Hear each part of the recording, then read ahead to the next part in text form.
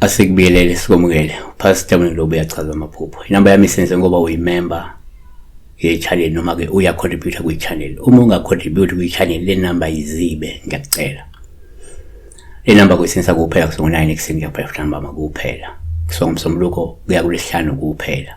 Awu WhatsApp.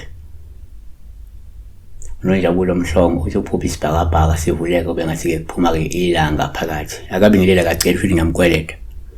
Kodwa ke video ngiyenzela ke la abantu abalandela i-channel okungaba ngama-member i-channel noma ngabantu abacontribute kwi-channel. Ibona ke ngibakhathalele. So 1 yenzeka ukuphupha ilanga kube uPaul uhluma liphuma esibhakabhakeni. Lokusho ke ilindele inhlanhla nenhlala kahle ngoba ke isifiso zizofezeka futhi kuzophumelela uphinde ke uqhubekele phambili emkhakheni wakho. Amahubo 84 verse 11 ngoba kuJehova uNkulunkulu uyilanga.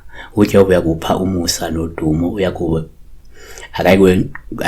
akayikwenqabela kuhle abahamba ke ngobuqotho. Number 2 kwesinye isikhathi uma uphupha ke ilanga uba uluhluma liphuma esibhakabhakeni. Lokusho ukuthi ke kungenzeka ukhonjiswa ukuthi ke ungaliphonsi ithawula futhi ungasadikibali ngokuba ke sesifikile isikhathi sezinguquko ezinhle futhi ezinkulu.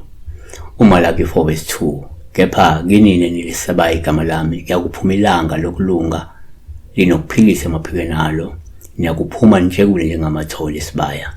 3 ngokwesintu ke uma kuphilanga kuwupho luhluma liphuma esibhakabhakeni lokhu ngabe kuveza ukuthi ngenzeka kade kusondela kuwe isidalo esikwembethe. Leli phupho lijwayelekile kakhulu ke kumuntu uma kungukuthi kukhona umuntu esanda kwenza okungaba kade ephahla kade enze icele ethile kade enze iladi kade enze umsebenzi noma kade enze inhlambululo.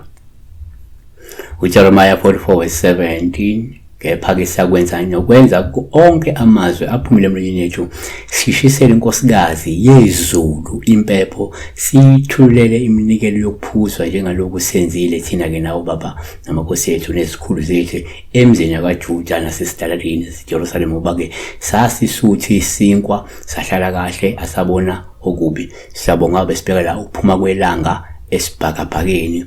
If you see a sun coming out of a sky or coming out from a sky, when the sky is opening and you see a sun or the sun coming out, sabonga.